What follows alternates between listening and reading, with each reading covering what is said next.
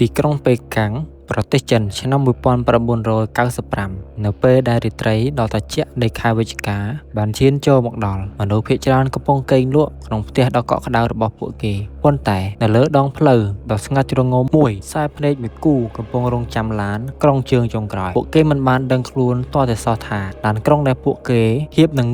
ឡើងជិះនោះមិនមែនសំដៅទៅរកគោលដៅចុងក្រោយនៅលើផែនទីឡើយប៉ុន្តែវាជាជើងចុងក្រោយធ្វើដំណើរទៅកាន់ឋាននរកនេះគឺជារឿងរ៉ាវនៃឡានក្រុងលេខ375ដែលជារឿងព្រេងនិទានក្នុងក្រុងដ៏រន្ធត់និងល្បីល្បាញបំផុតនៅក្នុងប្រវត្តិសាស្ត្រទំនើបរបស់ប្រទេសចិនតើមានអ្វីកើតឡើងពិតប្រាកដនៅយប់នោះហើយហេតុអ្វីបានជាអាជ្ញាធរព្យាយាមលាក់បាំងវាចូលរួមស្វែងយល់ការពិតជាមួយនឹងយើងទាំងអស់គ្នាក្នុងវីដេអូនេះរឿងរ៉ាវបានចាប់ផ្ដើមនៅយប់ថ្ងៃទី14ខែវិច្ឆិកាឆ្នាំ1995ឡានក្រុងលេខ375បានចាក់ចេញពីស្ថានីយ៍ Chu An Min Ngien សំដៅទៅកាន់ភ្នំ Fragrant នៅលើឡានមានតែអ្នកបើកបរម្នាក់និងស្ត្រីលក់សម្បុត្រម្នាក់ប៉ុណ្ណោះនៅពេលបើកបានពី3ស្ថានីយ៍យុទ្ធជនម្នាក់និងស្ត្រីចំណាស់ម្នាក់បានឡើងជិះមកបរិយាកាសក្នុងឡានមានភាពស្ងប់ស្ងាត់ធម្មតារហូតដល់ឡានក្រុងបានបើកកាត់ស្ថានីយ៍ទ្វារខាងត្បូងនៃវិមានរដូវក្តៅអ្នកបើកបរបានក្រឡេកឃើញបរិសុទ្ធ3នាក់កំពុងបក់ដៃហៅឡាននៅខាងមុខទោះបីជាកន្លែងនោះមិនមែនជាស្ថានីយ៍ឈប់ក៏ដោយក៏អ្នកបើកបរចិត្តល្អបានសម្រេចចិត្តឈប់ឡានព្រោះវាជាជើងចុងក្រោយហើយប៉ុន្តែនៅពេលដែលបរិសុទ្ធទាំង3នាក់ដើរឡើងមកអ្នកគ្រប់គ្នាលើឡានស្រាប់តែមានអារម្មណ៍ព្រឺក្បាលខ្ញាក់ពួកគេស្លៀកពាក់អាវវែងពណ៌ខៀវសម័យរាជវង្សឆេងហើយមុខរបស់ពួកគេស្លេកស្លាំងដូចជាគ្មានឈាមអ្វីដែលចម្លែកនោះគឺបរិសុទ្ធ2នាក់កំពុងគ្រាបបរិសុទ្ធម្នាក់ទៀតនៅចំកណ្ដាលដែលមានសក់ក្បាលរញ៉េរញ៉ៃនិងទម្លាក់ក្បាលចុះរហូតឃើញអ្នកដំណើរមានការភ័យខ្លាចស្ត្រីលក់សម្បុត្រក៏បាននិយាយលួងលោមថាកុំបារម្ភអីពួកគេប្រហែលជាតួសម្ដែងរឿងភាគបុរាណនៅក្បែរនេះហើយស្រវឹងស្រាទើបមិនទាន់បានបដូរសម្លៀកបំពាក់ចេញសម្ដីនេះធ្វើឲ្យយុទ្ធជននិងអ្នកបើកបរធូរចិត្តបន្តិចប៉ុន្តែមានមនុស្សម្នាក់ដែលមិនព្រមជឿឡើយស្ត្រីចំណាស់ដែលអង្គុយនៅជិតពួកគេមិនបានដកខ្សែភ្នែកចេញពីបរិសុទ្ធទាំង3នោះឡើយខណៈពេលដែលខ្យល់បក់ចូលតាមបង្អួចឡានក្រុងអាវវែងរបស់បរិសុទ្ធទាំងនោះបានប៉ើងឡើងបន្តិចវិនាទីនោះហើយដែលស្ត្រីចំណាស់បានឃើញរឿងដ៏រន្ធត់បំផុតពួកគេគ្មានជើងទេ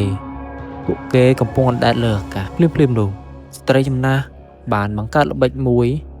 គាត់បានស្ទុះទៅវាយយុទ្ធជនដែលអង្គុយនៅខាងមុខ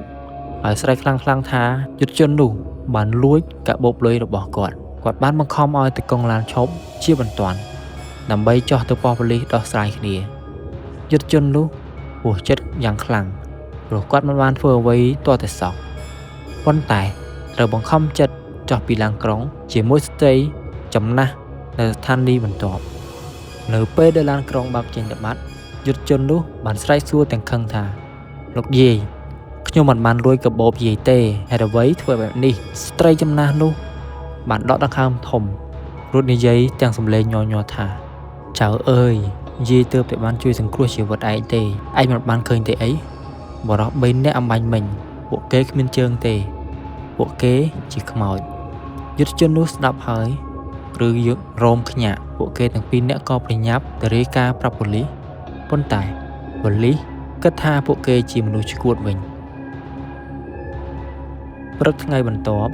ក្រុមហ៊ុនឡានក្រុងបានរាយការណ៍ថាឡានក្រុងលេខ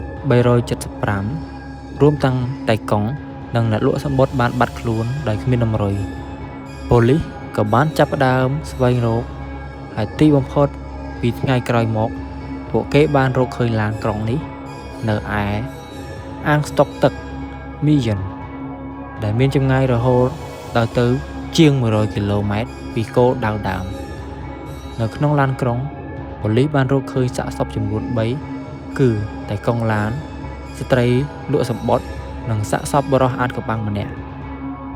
ប៉ុន្តែអ្វីដែលធ្វើឲ្យគ្រូពេទ្យកាសវិច័យនិងប៉ូលីសស្រឡាំងកាំងនិងភ័យខ្លាចជាខ្លាំងនោះគឺទី1សាកសពទាំងអស់ត្រូវបានរលួយលឿនខុសពីធម្មតាទោះបីជាស្លាប់ទៅតែបាន2ថ្ងៃប៉ុណ្ណោះនៅក្នុងអាកាសធាតុរងាយ៉ាងខ្លាំងទី2នៅពេលពិនិត្យឈាមគេឃើញថាឈាមនៅក្នុងខ្លួនសាកសពទាំងអស់ត្រូវបានស្ងួតហួតហែងដូចជាមានអ្វីមួយយ៉ាងបឺតជញ្ជក់យកអស់ពីខ្លួន ទី3នៅពេលពិនិត្យកាមេរ៉ាសុវត្ថិភាពតាមដងផ្លូវទៅកាន់អាងស្តុកទឹកមីយុនគេមិនឃើញមានរូបឡានក្រុងនេះបើកាត់តទៅសោះទោះបីជាត្រូវធ្វើដំណើរឆ្លងកាត់ផ្លូវនោះក៏ដោយអ្វីដែលកាន់តែចម្លែកថងសាំងឡានក្រុងបែរជាពេញទៅដោយជាមស្រស់ស្រស់ទៅវិញរឿងរ៉ាវនេះបានរីករាលដាលពេញអ៊ីនធឺណិតនិងក្លាយជាប្រធានបទដ៏ក្តៅគគុកមនុស្សជាច្រើនជឿជាក់ថាវាជារឿងពិតដែលត្រូវបានរដ្ឋាភិបាលលាក់បាំងដើម្បី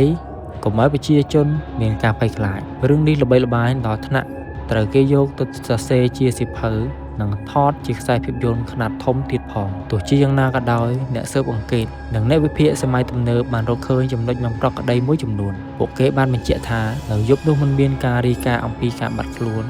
ពិតប្រាកដពីរដ្ឋាភិបាលពេលខាងឡើយហើយផ្លូវឡានក្រុងលេខ